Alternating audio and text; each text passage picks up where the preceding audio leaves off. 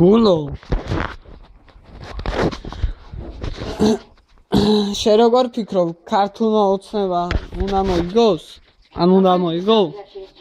ჰა? არ მაინტერესებს არაფერი. აბა პლაკატები გაქვს. რეკლამები რო გაქვს აქ არა უშავს?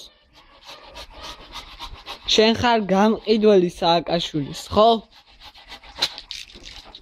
ხო ხარ გამყიდველი? წადი ნაშანახე ხო. როგორ იბარებენო რა გითხრა?